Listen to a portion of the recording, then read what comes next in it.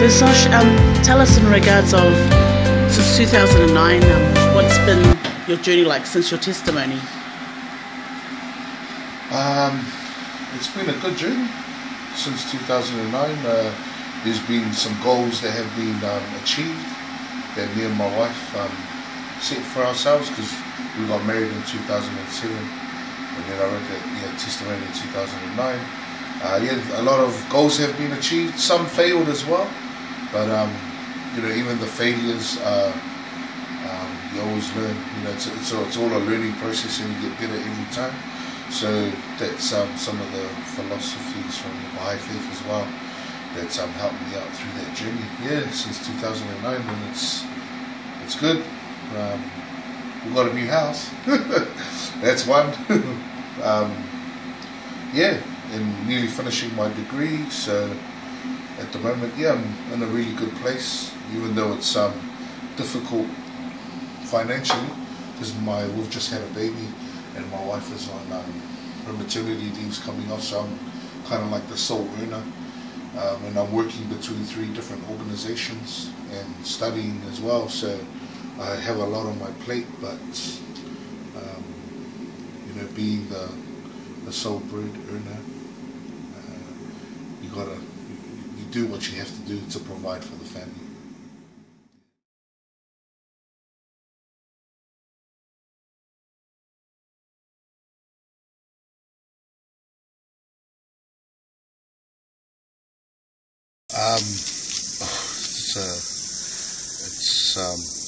That's a really good question, and it's so massive.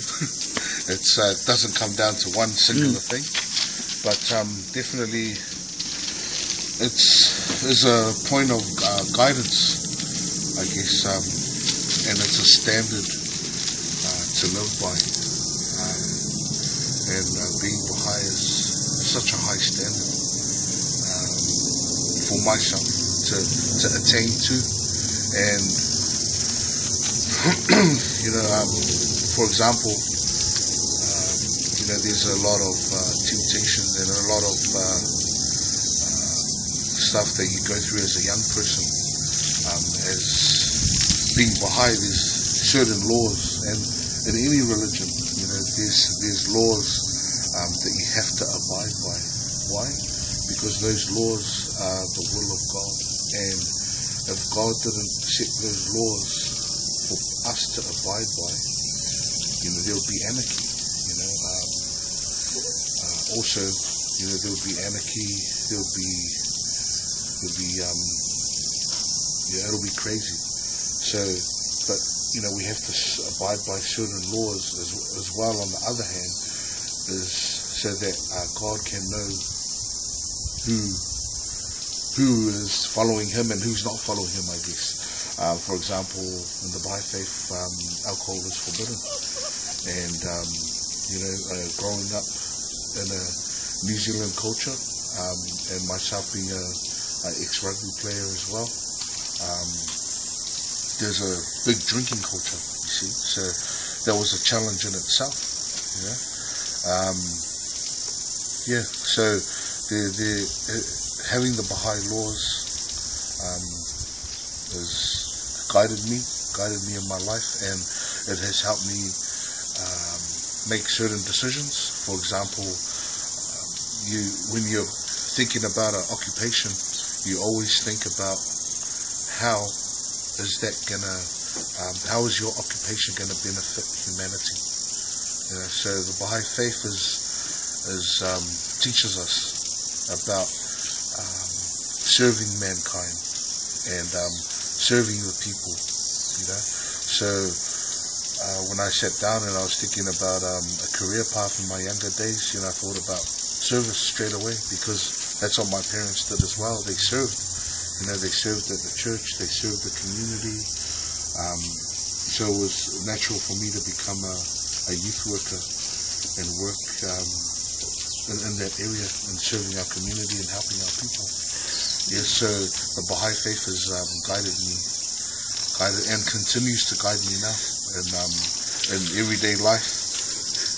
Bonnie, come here, I'll be fine.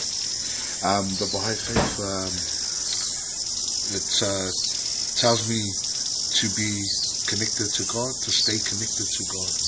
And being connected to God is not easy. It's not just like, oh yeah, I know God, I know His teachings. Wow, yeah, made it. Okay, sit down. No, doesn't mean that. It means when you know God, then you have to work. You got to put in work, boy. You know, every morning say your prayers. You know, when you work to the best of your ability. And Abdul Baha, who is the son of our prophet founder, says that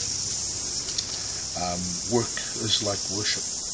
Yeah. So if you're an artist, for example, like Picasso, you paint a picture, you put your everything, your heart, mind, body, and soul into this picture. This then becomes a form of worship because it's something that you put everything into. Obviously, you have to think about God, you know, it has to be connected with God, but it's the same thing with the work that I do as well.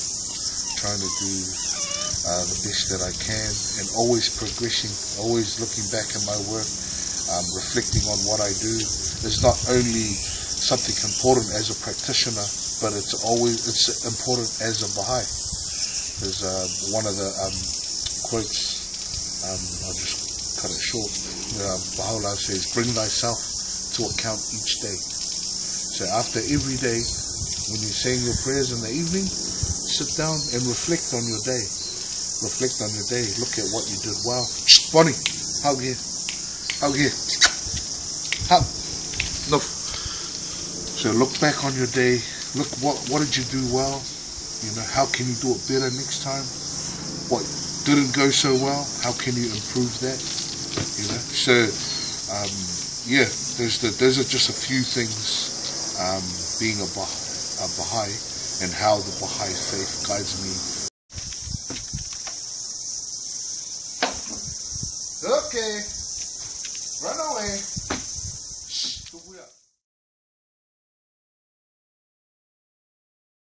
So one of the aspects of the Baha'i faith that I really love is that it's a passive religion, which means exactly that, it's passive. So you will not see a Baha'i go to war in the name of his religion.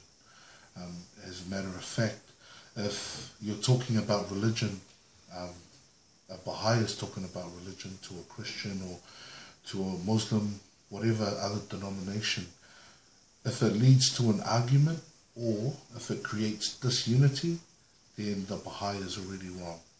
So that's one thing that I really love about the Baha'i faith. So you can see there that at its core, the Baha'i faith is about unity. And one of the principles in the Baha'i faith is unity in diversity, which means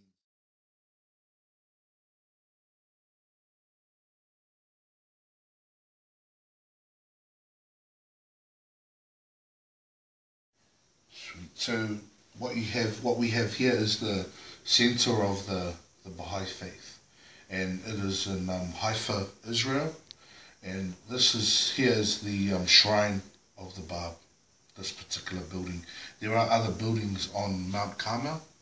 Okay, so this is the shrine of the Bab, and the Mount Carmel is talked about in a lot of the religious books in the Bible and other religious books. And over here you have terraces going from the street all the way up the terraces, and there are 18 terraces, and those 18 terraces represent the 18 letters of the living, which the Bab, which were Bab's helpers, for example, or they were the first 18 Baha'i leaders who had the word, and some of them Baha'u'llah didn't meet. The Bab didn't meet, sorry, and they went out and they taught the Baha'i faith. And along the street here, there's some houses with red roofs, and some of those houses were people from the Christian faith, particularly the Seventh-day Adventist faith, and after they did all their study and going through all the prophecies and that, they predicted that the second coming was on Mount Carmel, in 1844. But at that time, when they were waiting for something to come out of the sky, at that time apparently Baha'u'llah was on the mountain, and he talked about the purpose of this mountain, and this is where the shrine of the Bab will be, and so forth. So if they looked a bit harder, they probably would have, went out and asked questions. They probably would have come across Baha'u'llah, and there would have been an interesting conversation from there. But yeah, so that's Mount Carmel, the center of the Baha'i world.